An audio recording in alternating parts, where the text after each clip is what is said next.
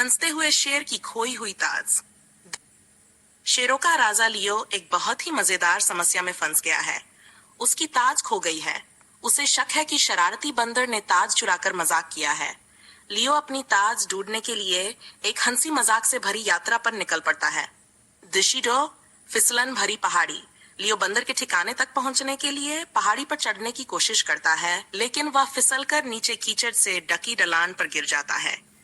कीचड़ में लथपथ होकर भी वह हंसता रहता है, क्योंकि उसे ये सब बहुत मजेदार लगता है। उसकी यात्रा अब शुरू ही हुई है।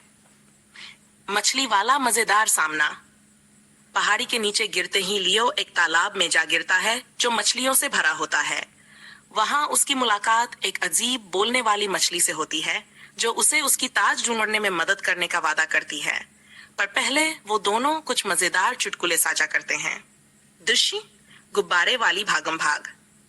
बंदर और उसके साथी ताज को ढेर सारे गुब्बारों में बांधकर उड़ जाते हैं। लियो उन्हें देखता है और खुद को एक बड़े रंगीन गुब्बारे से बांधकर उनका पीछा करने की योजना बनाता है। दृश्य हंसते हुए शेर की जीत। हवा और जंगल में मजेदार पीछा करने के बाद लियो आखिरकार ताज पकड़ लेता है और आराम से जंगल की जमीन पर उतरता है। ताज उसके सिर पर तो है, लेकिन वह इतना बड़ा है कि उसकी आंखों के ऊपर गिर जाता है, जिससे लियो और भी जोर से हंसने लगता है। जंगल के सभी जानवर अपने हंसते हुए राजा का जश्न मनाते हैं। इस मजेदार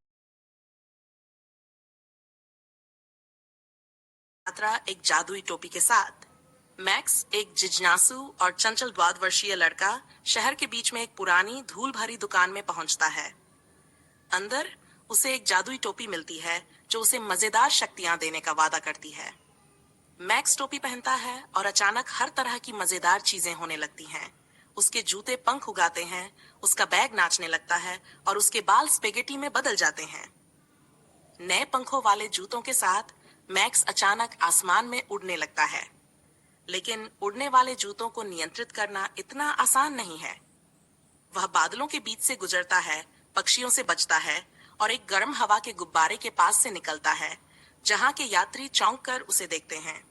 मैक्स बेखुशी से हंसता है, जिंदगी का आनंद लेते हुए, हालांकि उसे लैंड करने का तरीका नहीं पता। एक पार्क में अजीब तरह से उतरने के बाद मैक्स का बैग अचानक जीवित हो जाता है और नाचने लगता है। वह उसे पकड़ने की कोशिश करता है, लेकिन वह उसके हाथों से फिसल जाता है, पार्क में चा-चा करते हुए। मैक्स उसके पीछे दौड़ता है, जिससे अजीब सा हंगामा मच जाता है, क्योंकि वह एक पार्क बेंच पर ठोकर खा जाता है और कुछ पिजन घबरा जाते हैं। जब मैक्स अंत फाइनली में बैठता है और अपनी सांस पकड़ता है, तो वह आईने में देखता है और पाता है कि उसके बाल स्पेगेटी में बदल गए हैं। वह बेताबी होकर उन्हें वापस सहेजने की कोशिश करता है, लेकिन स्पेगेटी बस बढ़ते जाती है।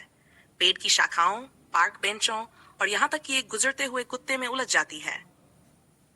एक दिन की मजेदार हलचल के बाद मैक्स अंत में जादुई टोपी उतारता है और सब कुछ सामान्य हो जाता है।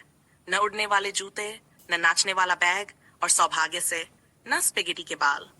मैक्स पार्क बेंच पर बैठता है, थका हुआ लेकिन हंसते हुए, यह समझते हुए कि जबकि जादू मजेदार है, शायद चीजें उसी तरह बेहतर होती हैं। जैसे ही वह घर की ओर बढ़ता है, जादुई टोपी उसकी ओर आंख मारती है, ये इशारा करते हुए कि यह यात्रा अभी खत्म नहीं हुई है। सोफी का मजेदार रोमांच। मुख्य पात्र सोफी 12 साल की लड़की जो ऊर्जा और जिज्ञासा से भरी हुई है।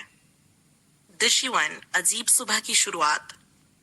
सोफी एक सुबह अपने अलार्म की आवाज से जागी, लेकिन जब उसने अपनी आंखें खोली तो उसने देखा कि उसका पालतू बिल्ली मिस्टर व्हिस्कर्स धूप का चश्मा पहने हुए और ट्रम्पेट बजा रहा था।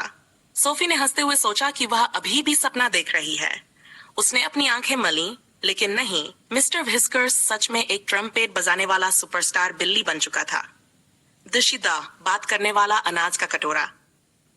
अभी भी उस अजीब दृश्य से हैरान सोफी नाश्ता करने रसोई में गई। उसने अनाज का कटोरा निकाला और उसमें दूध डाला। तभी उसमें से छोटे छोटे कॉर्नफ्लेक्स बाहर कूदने लगे। वे टेबल पर एक साथ तैरने का करतब करने लगे, जैसे कोई छोटा तैराकी दल हो, और टेबल पर एक मिनी डाइविंग बोर्ड भी लगा हुआ था।